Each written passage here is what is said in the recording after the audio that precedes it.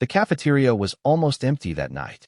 A few flickering bulbs hummed above, casting a dull yellow glow over the chipped tables and half-wiped counters. The woman behind the counter, Sarah, moved quietly, wiping her hands on her apron.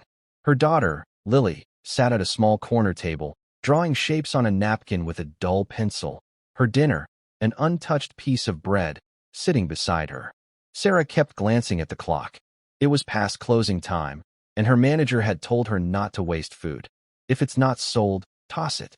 But every time she looked at the leftovers, the burgers, the fries, the steaming stew, her stomach twisted. Lily hadn't eaten all day, and Sarah had already decided she'd pack a small box of scraps before they left. When the last customer paid and the lights dimmed, Sarah quietly wrapped a half sandwich and a few fries in foil. She looked around once, making sure no one saw. "Come on, baby," she whispered to Lily. "Let's go." But as they slipped toward the door, a voice stopped them. "Ma'am," it said, low, calm, and deep. Sarah froze. She turned. At the back table sat a man she hadn't noticed before, a biker.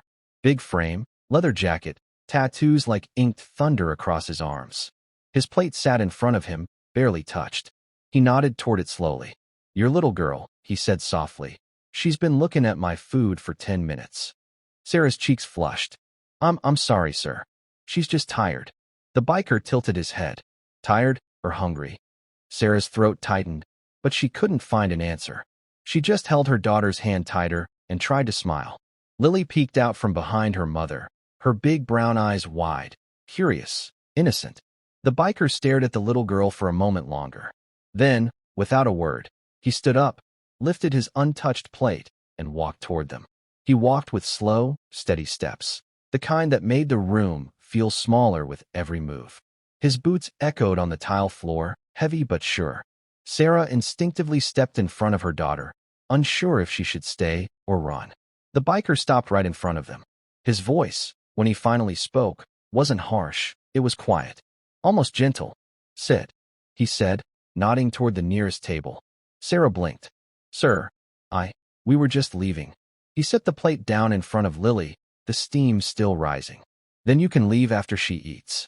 Sarah shook her head, embarrassed. "I can't take that, really. You paid for it." He met her eyes. "Ma'am, I don't waste food. And I don't let kids go hungry when there's food on my plate. So please, don't insult me by saying no." His tone wasn't angry. It was the kind of voice that didn't need to be. The kind that came from someone who'd been through things far worse than pride. Lily looked up at her mother, uncertain. Sarah hesitated, then slowly nodded. The little girl climbed into the chair, her small fingers clutching the fork like it was treasure. She took a bite, then another, then another. Within seconds, she was eating like she hadn't eaten in days. The biker just stood there, watching her with a faint smile. "That's better," he murmured. Sarah's eyes glistened. "You didn't have to do this," she whispered. He looked at her for a moment. "Yeah, I did." He sat down across from them, folding his hands over the table. No kid should ever have to stare at food like it's a dream. Something in his voice, that quiet sadness, made Sarah's heart ache. She wanted to ask his name, but before she could, another sound filled the air. The roar of engines outside. 3 more bikers pulled up to the curb, the rumble shaking the windows. Sarah's breath caught, but the man smiled faintly.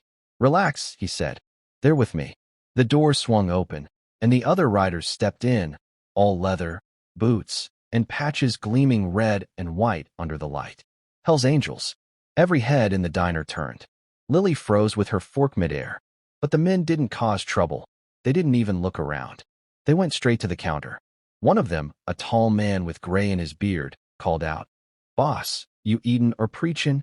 The first biker chuckled. "Little of both." He glanced at Sarah. "She's with me."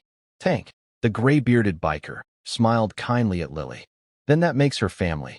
The bikers didn't speak much at first. They just took in the scene. Lily sat at the table, tiny hands gripping a fork too big for her, eating like every bite mattered. Sarah stood nearby, still unsure whether she should thank them or apologize. Tank came back from the counter carrying 2 paper bags stuffed full of food. "Kitchen's closed," he told the cook, "but we bought everything left." He set the bags beside Sarah. "This is for you and the kid." Her eyes widened. "I can't."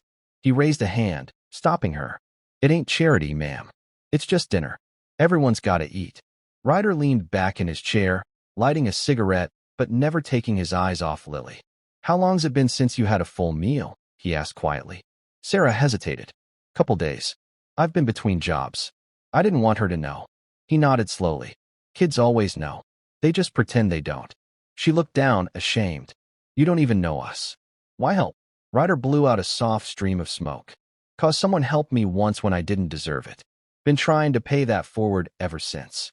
Diesel, the youngest of the crew, grinned. And maybe 'cause your little one looks like our lucky charm. He winked at Lily, who giggled with a mouth full of fries. The laughter broke the heaviness in the air. For a few minutes, the diner didn't feel lonely anymore. It felt alive. Sarah finally sat down, the exhaustion melting into quiet gratitude. When Lily finished, Ryder reached into his jacket and pulled out a small silver chain with a winged charm. You keep this safe, kiddo, he said softly. Means you got family on the road now. Lily's eyes sparkled as she slipped it over her neck. Do angels really ride motorcycles? She asked. Tank chuckled. The best ones do. Sarah smiled, tears finally spilling down her cheeks. Thank you. I don't even know how to repay you. Ryder stood, placing a few bills under his cup. You just did, he said gently. You reminded us why we ride. Not for freedom, but for purpose. Outside, the engine started up again, rumbling like thunder rolling across the open sky. Lily pressed her hands to the glass, watching them go. Mama, they sound like angels, she whispered. Sarah smiled through her tears. They are, sweetheart. The kind that find you when you need them most. The next morning, the diner felt different, lighter somehow, though the tables were still scratched, and the same old neon sign flickered above the door. Sarah was back behind the counter, her hair tied up, her face still tired but softer, steadier. And for the first time in a long while, Lily was smiling while coloring on a napkin instead of staring at empty plates. As the sun rose, a familiar rumble rolled through the street. Sarah looked up sharply. She'd know that sound anywhere now. For Harley's parked out front, engines purring low before falling silent. Dust shimmered in the morning light as the same men from last night stepped inside. Ryder led the way. Sarah froze, a grin tugging at her lips. You're back. Ryder smirked. Told the boys we were low on coffee. Tank laughed, setting a paper bag on the counter. And maybe a few donuts too. Lily gasped, hopping off her chair as Diesel handed her a small pink box. For me. Course, he said. Every angel's gotta start her morning right. Sarah watched them. These men who the world crossed the street to avoid, joking with her daughter like old family. You didn't have to come back, she said softly.